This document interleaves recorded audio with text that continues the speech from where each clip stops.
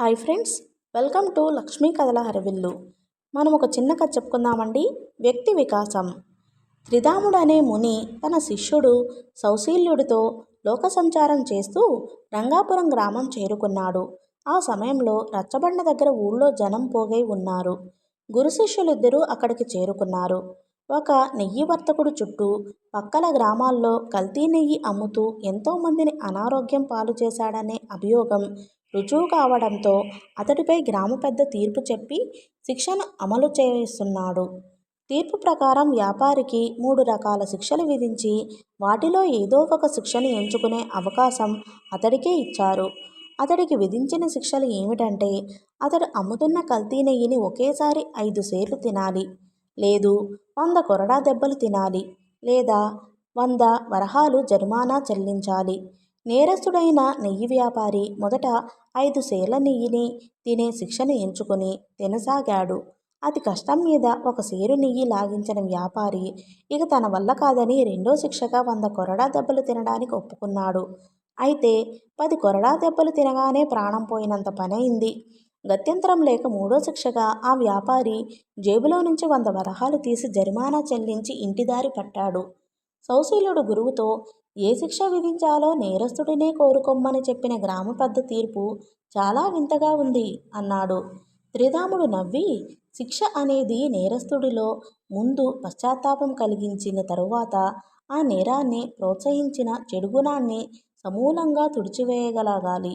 బుద్ధిమంతుడైన గ్రామ పెద్ద ఆ పని సక్రమంగా చేశాడని నా అభిప్రాయం అన్నాడు. సౌశీల్యుడు ఈ విషయమై తమ ప్రయాణంలో త్రిధాముడిని అనేక సందేహాలతో ప్రశ్నిస్తూనే వచ్చాడు. ఎందుకింత ద్రోహచింతన, ఎందుకంత స్వార్థం?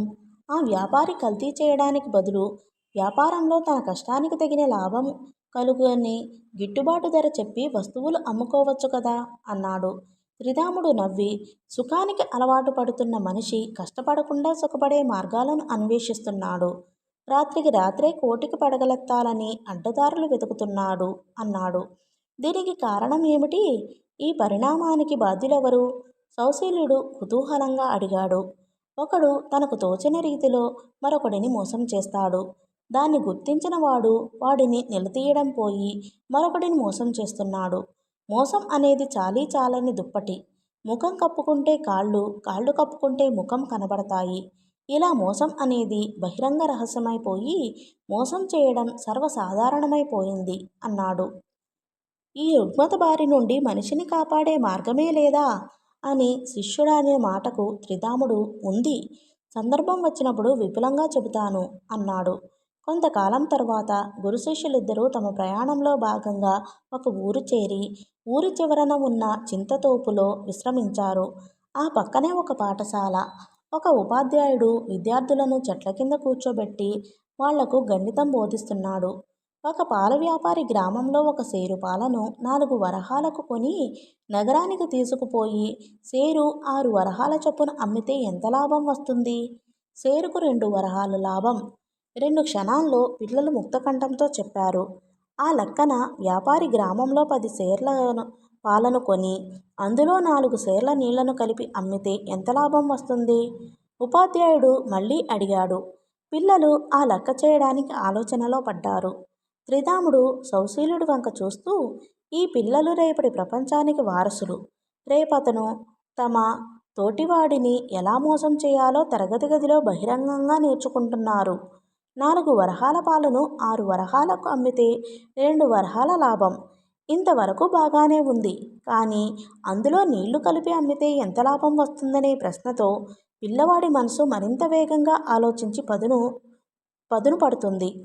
అందులో నీళ్లు కలిపి అమ్మితే ఎంత లాభం వస్తుందనే ప్రశ్నతో పిల్లవాడి మనసు మరింత వేగంగా ఆలోచించి పదును చేరుతుందేమో కానీ పాలల్లో నీళ్లు కలిపి అమ్మొచ్చు అనే తప్పుడు ఆలోచనను వాడిలో చొప్పిస్తున్నాం.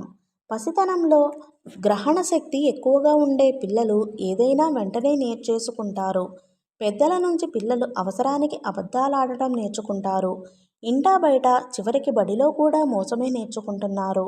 రేపటి తరానికి ఆరోగ్యంతో కూడిన బీజాలను అందించడం లేదు. దీన్ని మార్చాలంటే మనిషి ఆలోచనా విధానంలో మార్పు రావాలి. ముందు మన విద్యా విధానంలో సమూల మార్పు జరగాలి అన్నాడు. మనం రాజ్యాన్నేలే రాజుగారిని కలిసి పిల్లల మనసుల్లో కలుషిత ఆలోచనలను రేకెత్తించే ఇలాంటి పాఠ్యాంశాలను గుర్తించి తొలగించవలసిందిగా మనవి చేద్దాం అన్నాడు సౌశీల్యుడు ఆవేశంగా. త్రిధాముడు నవ్వి, అలాగే, ఈ ఉద్యమం నీతోనే ఎందుకు మొదలు కాకూడదు? రేపే రాజధాని మలయావతి నగరం బయలుదేరదాం అన్నాడు. కథ సమాప్తం.